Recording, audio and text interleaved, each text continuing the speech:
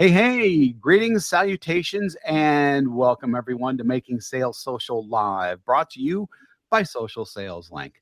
I'm Bob Wood, LinkedIn Sherpa, and I'm joined as always by fellow LinkedIn and social selling professional who's also known as the LinkedIn Whisperer, Bryn Tillman. What's up, Bryn? Hi, Bob. How are you? Doing good. Thank you. Doing good.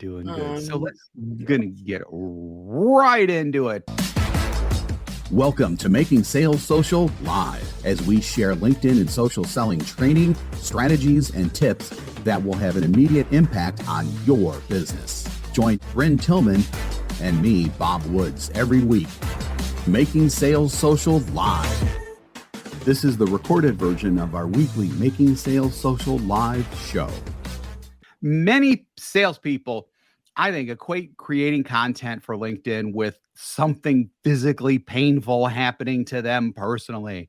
Most of the time, though, that feeling comes from a simple lack of knowledge or plan regarding what types of content to post. They just don't know where to begin. So with LinkedIn proving to be a gold mine for lead generation and an invaluable tool for building meaningful connections with prospects, you got to get over that feeling, right, Bryn? Oh, absolutely. And, there are lots of content that attract lots of different people. So really what we're going to cover today, and Bob, I'll let you lead it in, but what we're going to cover today is what kind of content will help you to start conversations with your targeted buyers. So I'm really excited, but Bob, I'm going to throw the ball back to you to get us started on number one. Yeah, sure. So these are like sections with subsections today, because we're actually going to be covering a couple types of things for top of the funnel,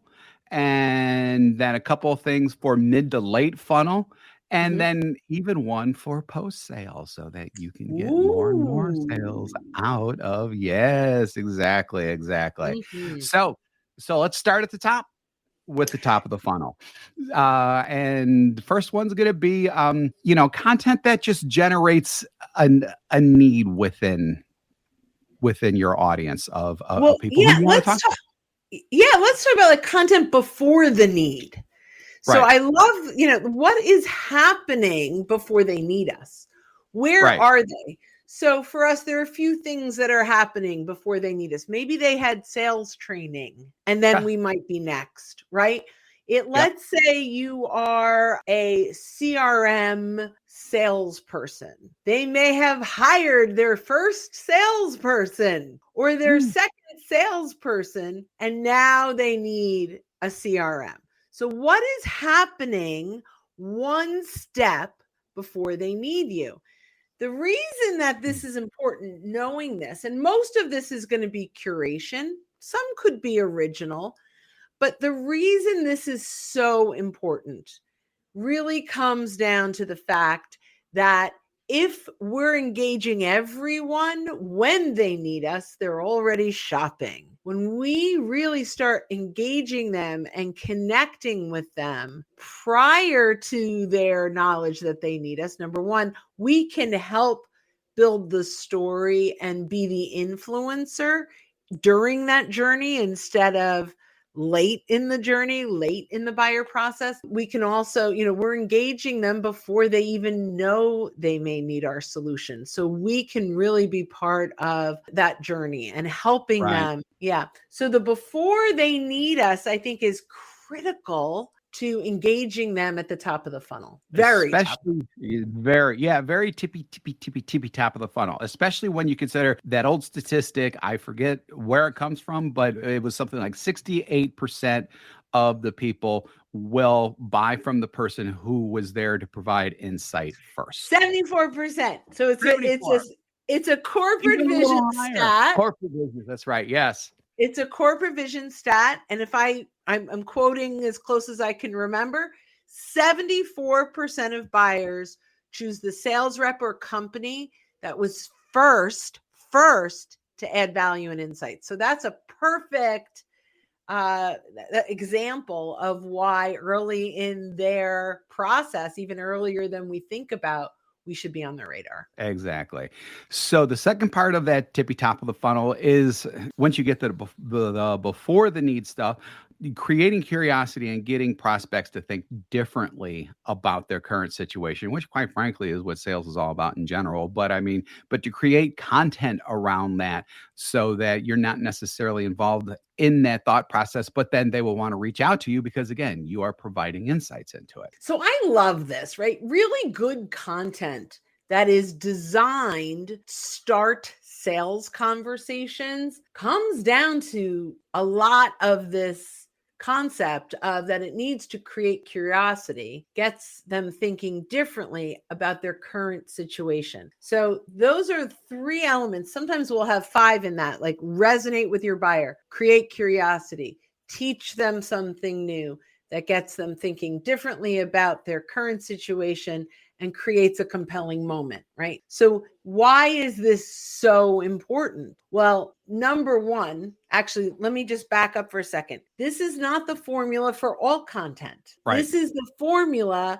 for content that creates sales conversations, that creates social selling engagement, not just thought leadership engagement. But when we can hit those 5 points, and Bob, you mentioned curiosity that gets them thinking differently about their current situation, we can now attract and engage people that are thinking about whatever it is they're doing. So when we can create curiosity, typically it's they're leaning in and going, I haven't thought of that yet. Or that rings a bell, or that is something we just talked about this topic in our meeting on Monday, or whatever that is. We're resonating and creating curiosity that gets them to want to read it.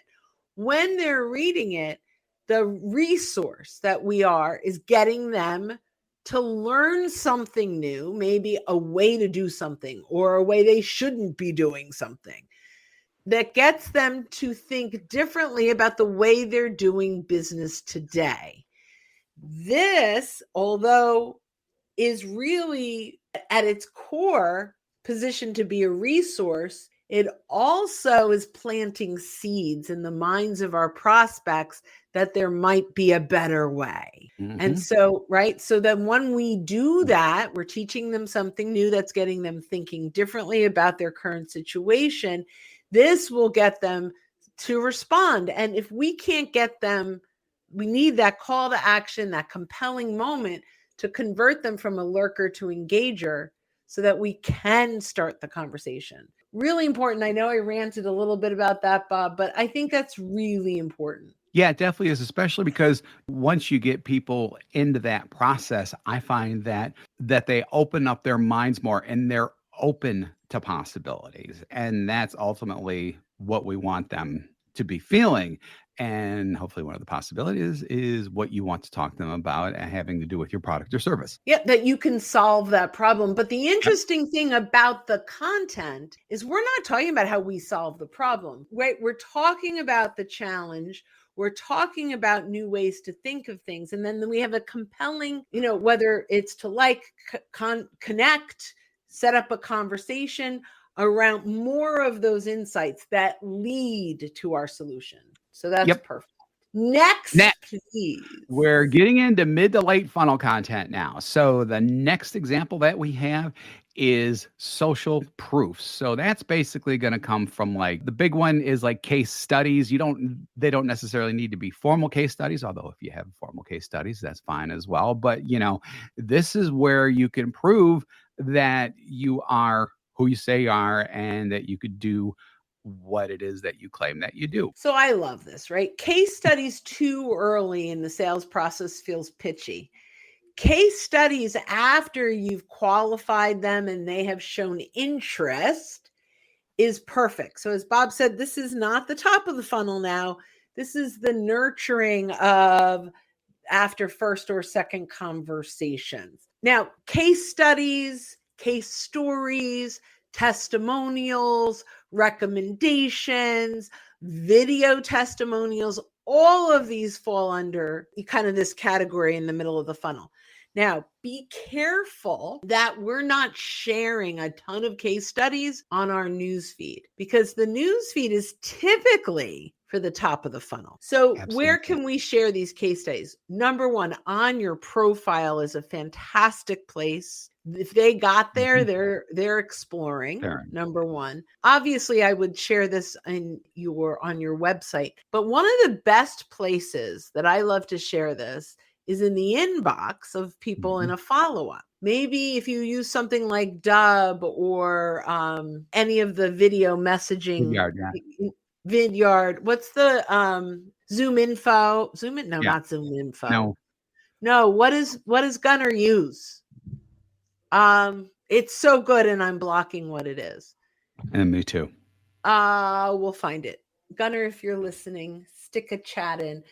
Anyway, they're all really good, and this is an opportunity for you to send a video follow-up with some case studies or some case stories. Now, Loom. Thank you, Gunner. Loom.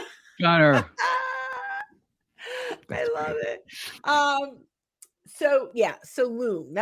I love the way that he uses Loom. Follow Gunner for more information on Loom. Gunner Hood. So now we're looking, where are we using these case studies and case stories? Really, I would use, obviously we want to include them in our, testimonials on LinkedIn, our recommendations on LinkedIn. Getting these are crucial. Now, I'm just going to quickly state kind of the 5 pieces of this case study or story that really makes it work. Number 1, what was happening in their business that made them recognize they needed this solution? Number 2, why did they meet with you? How did they find you? Was it a referral? How did they get to you? And why did they choose you? So that's number 2. How did they find you and choose you? Number 3 is, what was it like to work with you? Number 4 is, what was the impact that it had on your business, the results? And number 5, a piece that they are saying they would never choose anyone else. If you're looking for this, pick them, right? Like that. Looking to up your LinkedIn game? The Social Sales Link team has you covered with our LinkedIn Sales Accelerator, a guided social selling program that includes training, coaching, and so much more. Visit socialsaleslink.com/in for more details. Again, that's socialsaleslink.com/in. They close it by saying, we vetted it. We did it all. We're making it easy for you. Here's the person, right? That becomes the formula for a case study or case story that works inside of your social selling. Yep. All right, we have number 4 next. Number 4 in the second one of subsection 2. Oh my gosh, sounded like a contract now. Overcomes objections. So this is the content that specifically overcomes objections. Again, like Brent said, this is probably not necessarily something for the news feed. This is something that you're going to want to do a little bit more in LinkedIn messaging, inbox follow-up, and things like that. Yeah, and email and Loom and Dub and all those things. Yep. Yeah, I totally agree with you, right? This is something, although we may be able to use what we're about to say in a poll, right? The key here is content that overcomes objections. So as a salesperson, you're not selling if you're not getting objection, period. Right. If you are not hearing, don't have budget, had other training, did other things, if you're not hearing objections, you're not selling hard enough. Number 1. Number 2, if you're doing a great job at sales and you're hearing all the objections, there's probably only 3, 4, or 5 that you get all the time. And really optimizing how you overcome that and articulating that in content is a pretty cool thing. One of the things that we did with some of the objections that we get is we put it in frequently asked questions at the bottom of, why would I buy your $997 program? Do I have a money back guarantee? All those things, right? All these questions that people are going to ask, we identified them and put them right on the landing page where people can buy, and they can click through and see the answers to overcoming objections. Now, we can take that a step further and create content with it. The 5 reasons my buyers, whomever they are, choose not to buy, and the consequences, right? And so the consequences are our, how we're overcoming them. By creating this, and if they read this before we get to that objection, they've already almost answered it in their head. So even if they do throw out that objection, it's a consistent message that makes it easy for them. The next one that we're going to talk about is content that gives you the competitive edge. So here we're talking about competition. I love this. And actually, we have it here. This could be anywhere in the sales process. The reason Bob and I decided to put it in the middle of the sales process is because after the first conversation, or during the first conversation, at the end, we'll say, is there anyone else that you're looking at? Is there anyone else that you're talking to? So we put that in the middle. This could also be used at the top of the funnel as well. But content that gives you the competitive edge is absolutely essential. It's actually like one step beyond the overcoming objections in a way, right? But here, this is what this can look like. And I love this. We go out and we identify, although we don't really face that many competitors, there are a few competitors that we do face consistently in conversation. There are some things they do that we don't do. There are some things that they do. For example, they will manage their sales navigator and CRM. We don't do that. We'll teach it, but we don't manage it, right? So if they were outselling against us, that would be a competitive edge. Make sure that if you are selling Sales Nav, or you're using Sales Navigator with your CRM, that you have a company that knows how to manage that.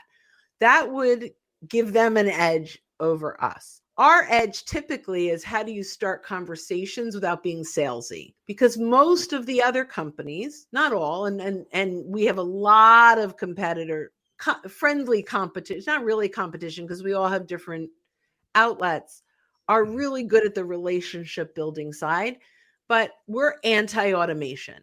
So our message would be like, one of our competitors, not directly, but for the same dollars, would be an automated program for LinkedIn. So we know that we're fighting for the same dollars as those automated companies. We know we're fighting that. So we tend to have a ton of content about anti-automation and why you shouldn't use it, to give us that competitive edge. Did I articulate that okay, Bob? Yeah. I absolutely think you did. And actually, that kind of ties into our next one, because with our next one, you're going to have people within the company that you need to sell to too, who are going to need everything that we just talked about as well. So content that will help you sell internally, I personally think, is huge, because whatever the old number was, 6.8 people or whatever it was who are involved in the average B2B buying decision, just because you have a champion within the company, you still need to get to all these other people. So while you are trying to do that through LinkedIn and through everything else that we teach, having content that's already prepared, that your champion can give out, or that you can give to these people while you're trying to get in touch with them, I think it is crucial, because it will present you in a way that these people in these specific positions need to hear. So for sales related stuff, well, we need to talk to salespeople. We need to talk to marketing people. Sometimes we need to talk to IT people.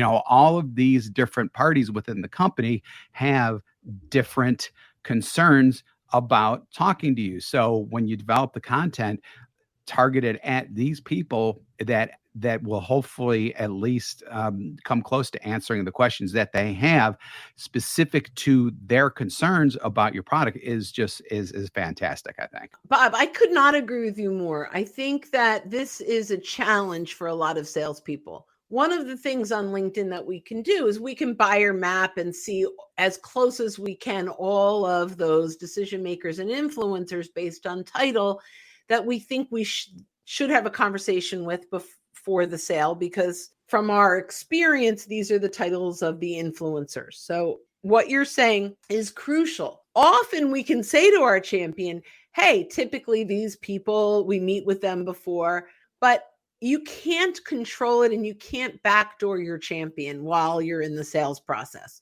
So if they say no, you just have to tiptoe lightly. One of the great things that we can do, and this is where we go back to video, I would say our content should be introduced with us, and you can create content for the IT person, how easy this is to implement, how safe it is if you're a SaaS company. You have for your CFO, if you've got really great content on how, even though this is an expense today, how long it takes to get the return on investment, because and the breakdown, right? What does the CEO care about, or the CRO? How this will help you bring in more top line revenue, right? So I absolutely love what you said, and we need to educate each of these buyers from their perspective, not just ours. And so content for that really makes a difference. I am seeing some engagement here. We have Phil said, what's your take on Sales Navigator?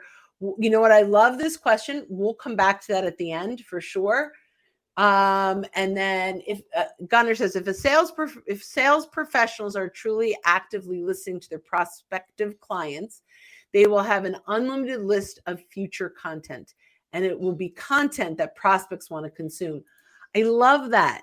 We talk about capturing your genius all the time. When you are on a call with a prospect and they ask a question and you answer it, record that, whether you're literally recording it or you're writing it down. I love that Gunnar said that you are interacting every day with people and you're sharing your thought leadership based on the questions your audience is asking, based on their thoughts and what you have gleaned. So that is spot on. And the last one that we're going to talk about is post-sale. So once you close, what happens next? You can develop content that will help you cross-sell or cross-solve into either other departments, or if you have other products or services that you can also sell to the same people, that will help them either solve additional problems or, depending on the situation. And there's like a wide potential variety there. But, most people, when they're out selling, they generally have more than one product that can help people within the company. And then sometimes the same product that you sold to one department may help people in other departments of that same company. I love that. And, our friend Jack Hubbard uses cross-solve. So I knew we had to throw that in there somewhere. And I think that's brilliant because cross-sell, we're pushing. Cross-solve is what other challenges do they have that we can help them with? One of the things throughout Social Sales Link is sometimes we'll get into one branch or one department and we help them. And then once they have success, they can introduce us internally. But like you said, are there other things? So we have lots of clients that went through our LinkedIn training. Now we have a thought leadership program where we can help the subject matter experts inside of the company really get their voice out. So that's a new product solution that we have that we can now go back and say, hey, are you still struggling with the content side? Are you still struggling with the thought leadership side? Here are some ideas. You can use this internally with your marketing. That's the content. Create the content. 10 things marketing can do to increase the thought leadership inside of their organization. And then the question is, do you have the time and resources to do that? If not, are you open to exploring how we might be able to help you?